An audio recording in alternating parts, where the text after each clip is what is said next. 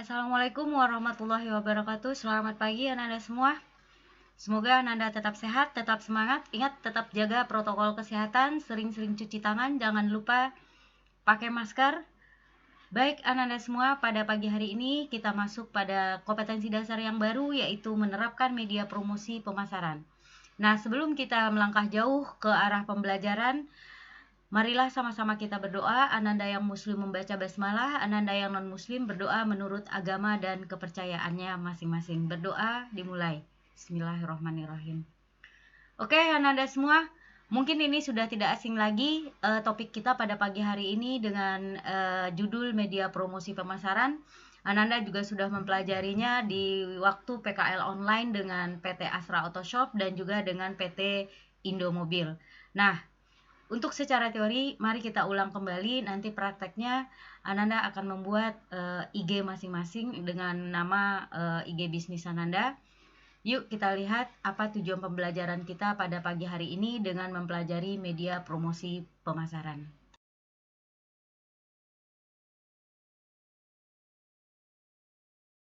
Ananda semua, tujuan pembelajaran kita pada pagi hari ini atau pada hari ini adalah setelah Ananda mempelajari, mendiskusikan, mencari dari berbagai sumber, terus telah mempraktekkan, maka Ananda akan mendapatkan 6 poin yang ada tertera di layar video ini.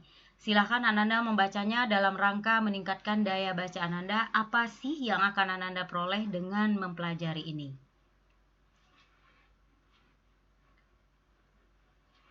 Baik, kita masuk sekarang materi apa saja yang akan kita pelajari pada sesi ini.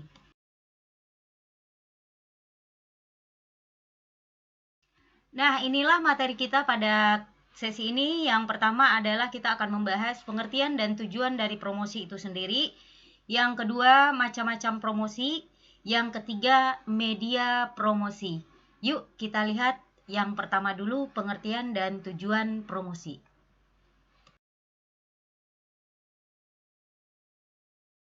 Seperti yang Anda tahu, bahwa setelah produk dihasilkan, itu kita perlu mempromosikan agar dapat diketahui oleh konsumen. Promosi merupakan salah satu faktor penentu keberhasilan suatu program pemasaran. Tanpa ada promosi, produk tidak akan dikenal dan dibeli oleh konsumen. Nah, dalam mempromosikan produknya agar dikenal dan dibeli oleh konsumen, seorang wirausaha juga membutuhkan media promosi yang tepat. Media promosi yang dipilih itu akan mempengaruhi keberhasilan promosi suatu produk. Media yang digunakan untuk promosi sangat beraneka ragam, salah satunya seperti melalui pameran, pamflet, dan segala macamnya. Nah, sekarang kita lihat pengertian dari promosi itu sendiri. Menurut Fandi Ciptono, bahwa promosi itu adalah bentuk komunikasi pemasaran. Artinya, aktivitas pemasaran yang berusaha menyebarkan informasi, mempengaruhi atau membujuk, dan atau mengingatkan pasar sasaran atas perusahaan dan produknya agar bersedia menerima, membeli, dan loyal pada produk yang ditawarkan perusahaan yang bersangkutan. Jadi dari pengertian ini tujuan utama dari promosi udah kelihatan, yaitu menginformasikan, mempengaruhi, dan membujuk. Nah, untuk lebih jelasnya, habis ini kita akan bahas apa tujuan promosi sebenarnya.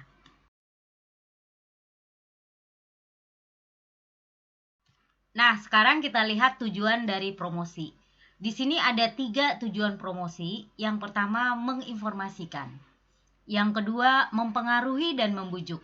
Yang ketiga, mengingatkan. Kita lihat yang pertama, menginformasikan.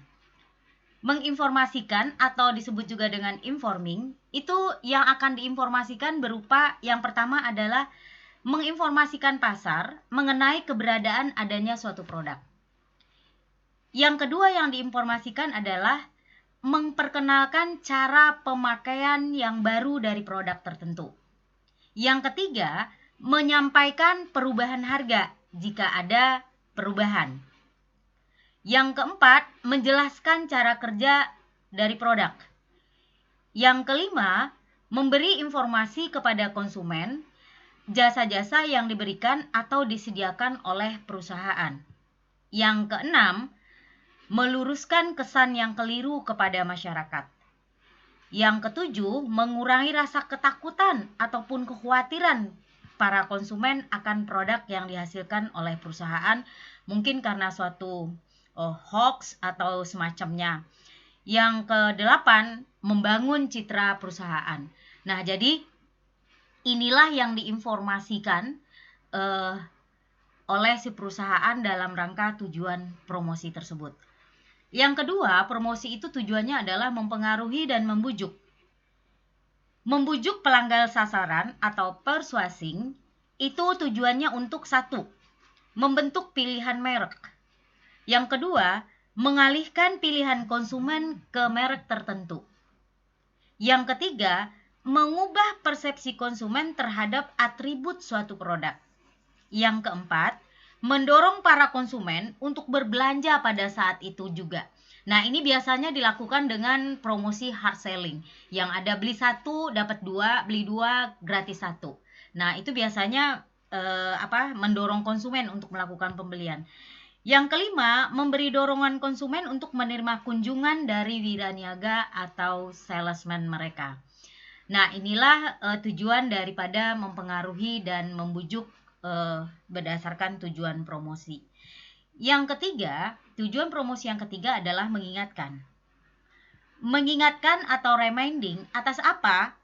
Atas yang pertama, mengingatkan para konsumen bahwa produk yang bersangkutan dibutuhkan oleh mereka pada waktu yang dekat. Yang kedua, mengingatkan para konsumen akan tempat-tempat di mana mereka menjual produk tersebut. Yang ketiga, mengingatkan kepada para konsumen bahwa produk itu ada walaupun tidak ada kampanye atau iklan. Yang keempat, menjaga agar ingatan pertama konsumen pada produk perusahaan mereka. Misal sebagai contoh, di saat konsumen membeli air mineral, maka diharapkan harapan yang teringat adalah saat itu adalah satu merek tertentu. Atau begitu juga dengan konsumen ingin membeli sabun, maka konsumen akan teringat pertama kali dengan suatu merek sabun. Nah, jadi itu maksudnya mengingatkan seperti itu. Nah, jadi promosi ini berkaitan dengan upaya untuk mengarahkan seseorang agar dapat mengenal produk perusahaan, lalu memahaminya, merubah sikap, kemudian meyakini, menyukai, kemudian yakin dengan produk tersebut, akhirnya membeli dan selalu ingat dengan produk tersebut. Inilah sebenarnya tujuan dari promosi tersebut.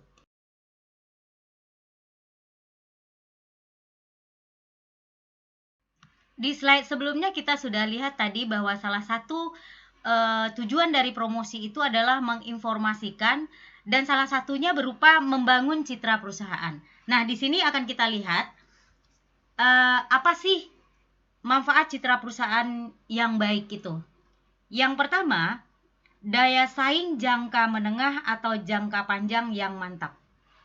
Maksudnya, perusahaan berusaha memenangkan persaingan pasar dengan menyusun strategi pemasaran taktis. Yang kedua, menjadi perisai selama krisis.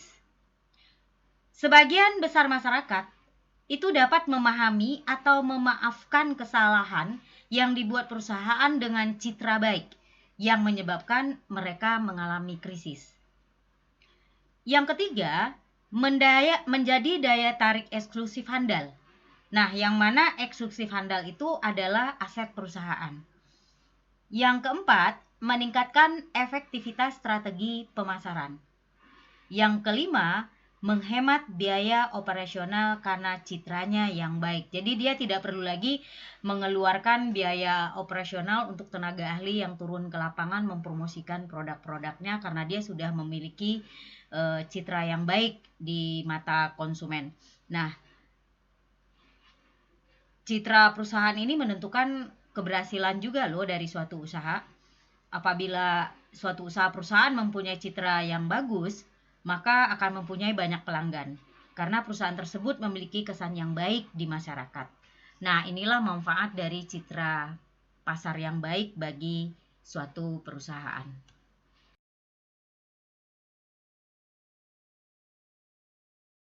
Wirausaha yang telah memproduksi suatu produk dan akan dijual kepada konsumen, maka dia perlu melakukan promosi terlebih dahulu. Promosi harus dilakukan demi keberhasilan penjualan produk. Apa yang akan terjadi apabila seorang wirausaha atau penjual tidak melakukan promosi? Yang pertama, produk pasti tidak dikenal konsumen dengan baik. Yang kedua, kalah bersaing dengan wirausaha lainnya yang dalam hal menarik konsumen. Tentu saja, karena konsumen tidak mengetahui produknya karena dia tidak melakukan promosi. Yang ketiga, volume penjualan sulit meningkat. Sudah pasti, kenapa? Karena beberapa konsumen atau calon konsumen tidak mengenal produk yang dihasilkan oleh wirausaha tersebut. Inilah beberapa akibat jika wirausaha tidak melakukan promosi.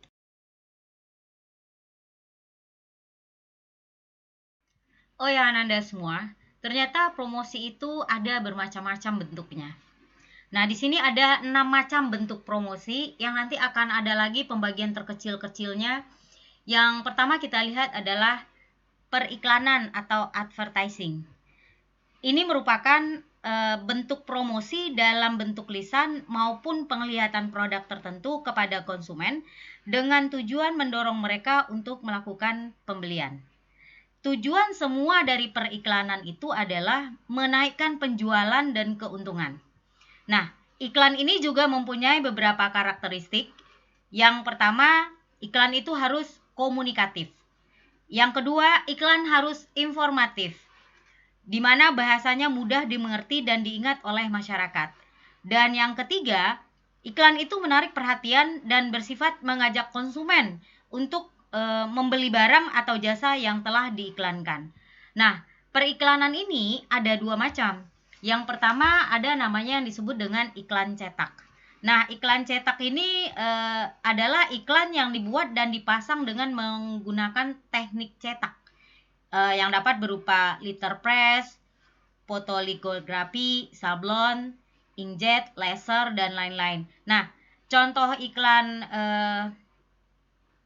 cetak itu yaitu iklan yang terdapat dalam koran, majalah, baliho, poster, dan stiker lainnya.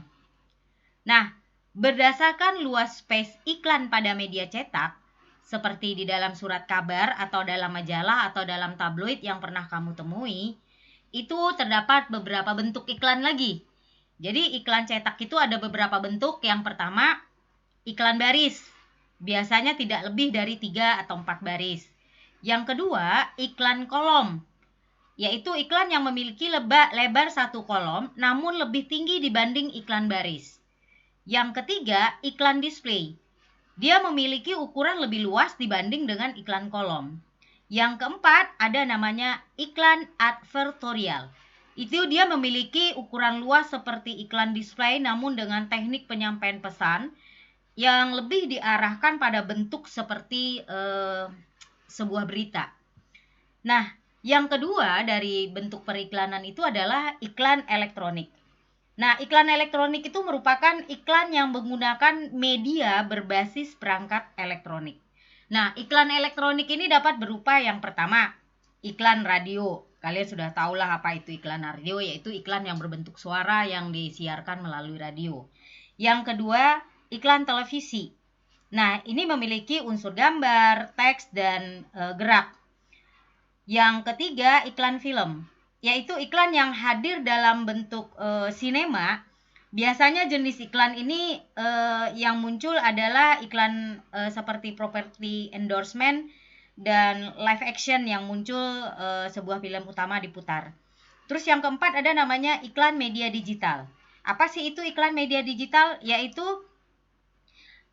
meliputi website, banner dan button, sponsorship, search engine, dan lain sebagainya termasuk di dalamnya email advertising. Yang kelima ada namanya iklan luar ruangan. Nah, yaitu iklan dalam media elektronik yang menjangkau audiens di luar rumah, contohnya billboard. Yang kedua kita masuk pada bentuk iklan yang kedua adalah penjualan pribadi. atau disebut juga dengan personal selling. Nah, personal selling ini adalah komunikasi langsung atau tatap muka antara penjual dan calon pelanggan untuk memperkenalkan suatu produk kepada calon pelanggan dan membentuk pemahaman pelanggan terhadap produk sehingga mereka kemudian akan mencoba dan membelinya. Jadi personal selling ini merupakan kegiatan promosi suatu produk dengan cara mendatangi tempat-tempat konsumen. Nah, tugas Ananda nanti adalah cari kelebihan dan kelemahan daripada personal selling ini. Yang ketiga adalah publisitas atau publicity, yakni bentuk promosi barang dan jasa secara non-personal, yang mana orang atau organisasi yang diuntungkan tidak berbayar untuk itu. Nah, biasanya publisitas ini merupakan pemanfaatan nilai-nilai berita yang terkandung dalam suatu produk untuk membentuk citra produk yang bersangkutan. Dibandingkan iklan, publisitas mempunyai kredibilitas yang lebih baik. Kenapa?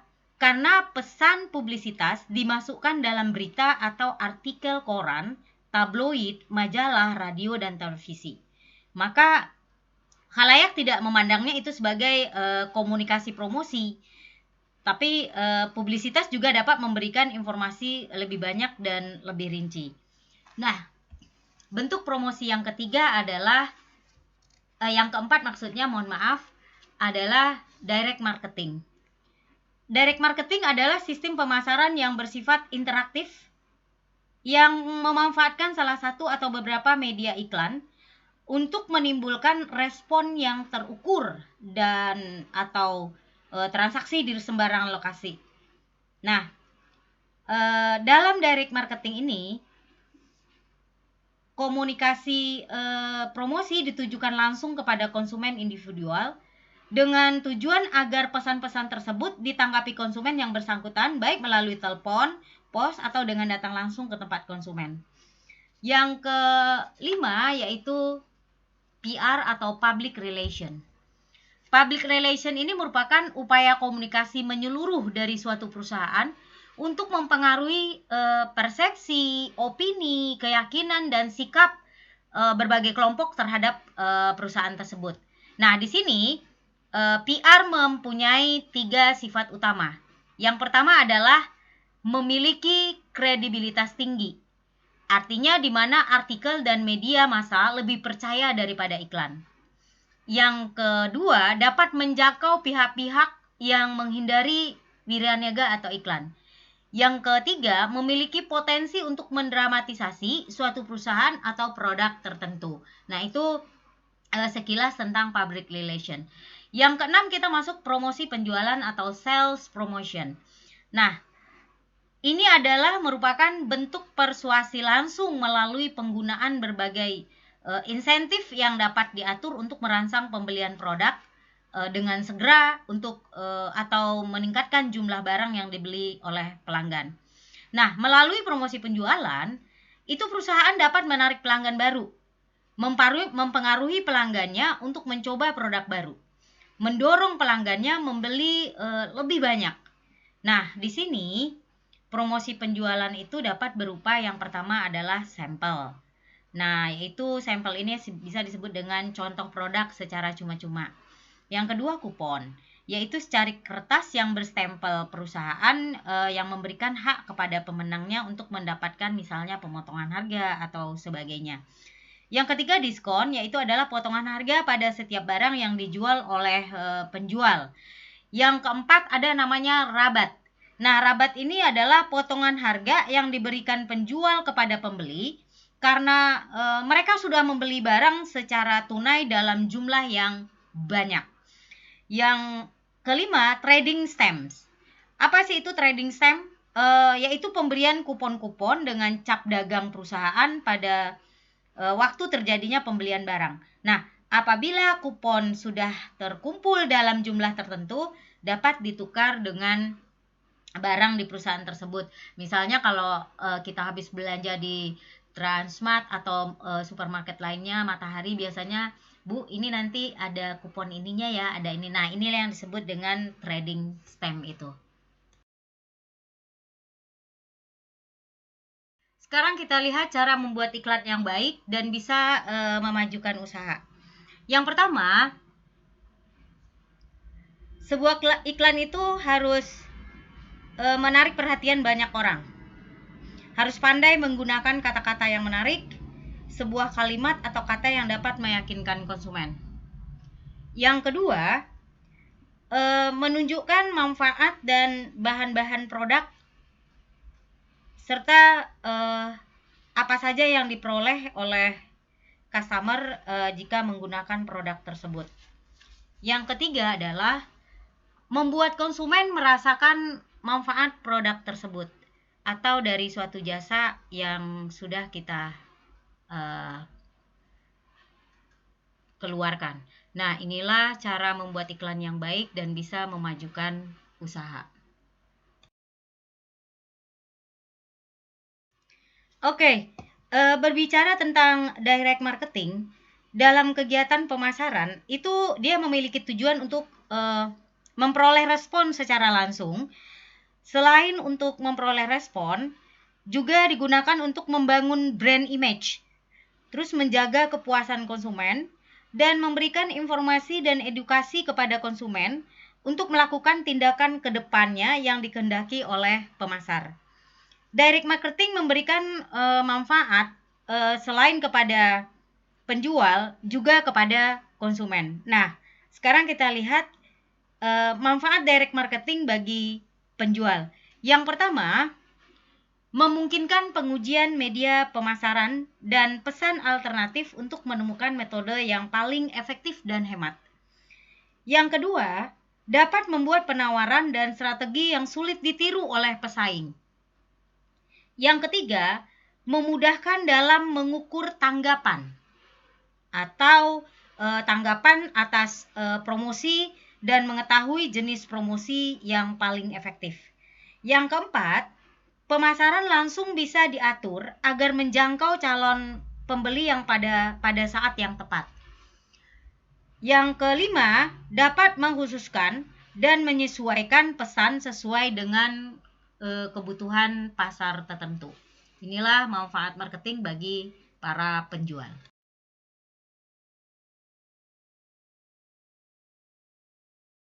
Tanpa terasa kita sampai pada pada materi yang terakhir pertemuan kita pada sesi ini, yaitu media promosi.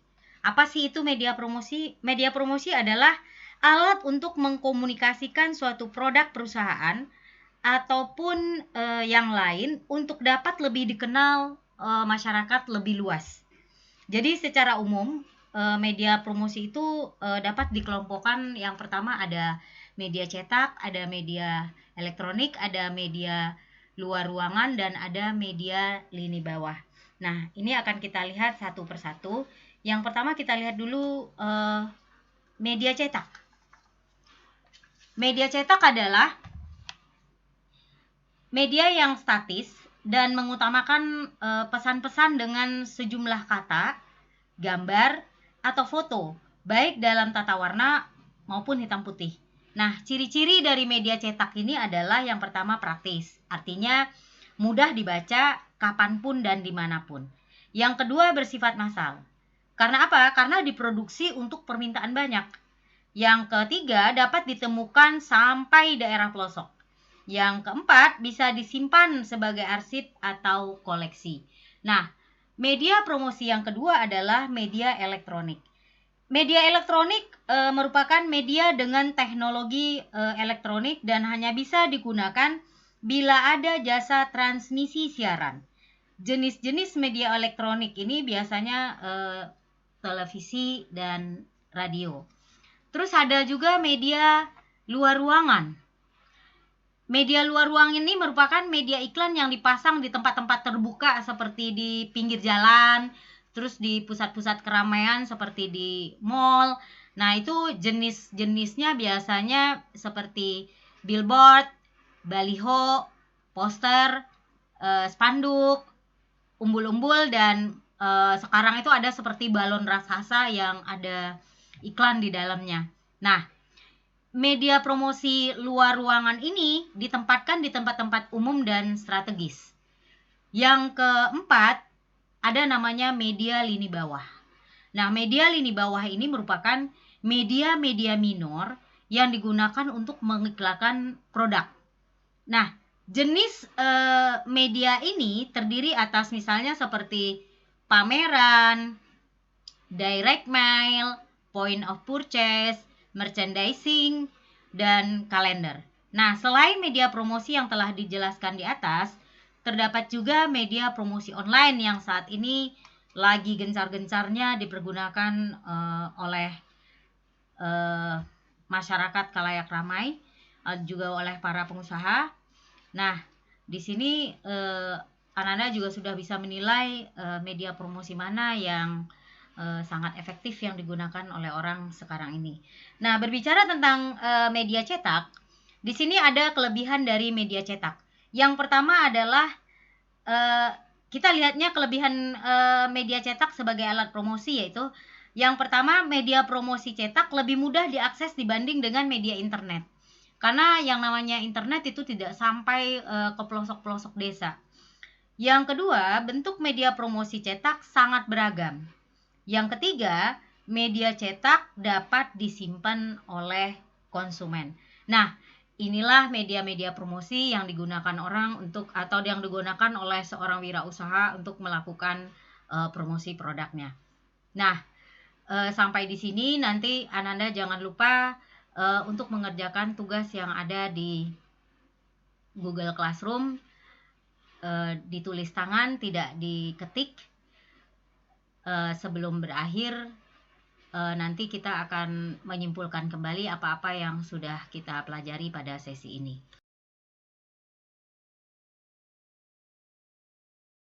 Sebelum kita akhiri sesi ini, baiklah kita coba simpulkan apa saja yang sudah kita pelajari pada pagi hari ini. Yang pertama adalah kita sudah mempelajari apa itu pengertian dari promosi, yaitu promosi itu adalah bentuk komunikasi pemasaran. Yang kedua, kita juga sudah mempelajari apa itu tujuan promosi, di mana tujuannya adalah menginformasikan, mempengaruhi dan membujuk serta mengingatkan konsumen.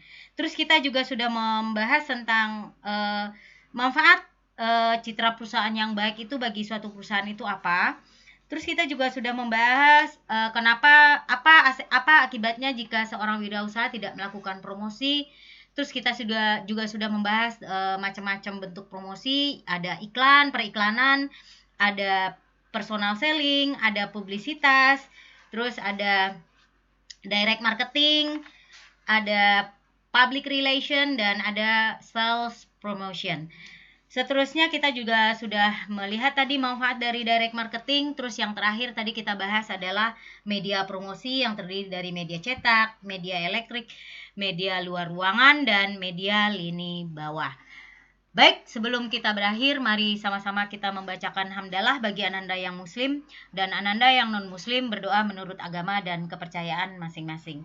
Ingat, setelah ini berarti Ananda siapkan diri mengerjakan tugas yang ada di Google Classroom dan kita akan berdiskusi dengan materi-materi ini nanti di Gmeet kita yang sudah nanti akan saya tentukan, akan saya WA di grup WA Ananda. Oke. Terima kasih atas perhatian Ananda. See you next time dan have a nice day.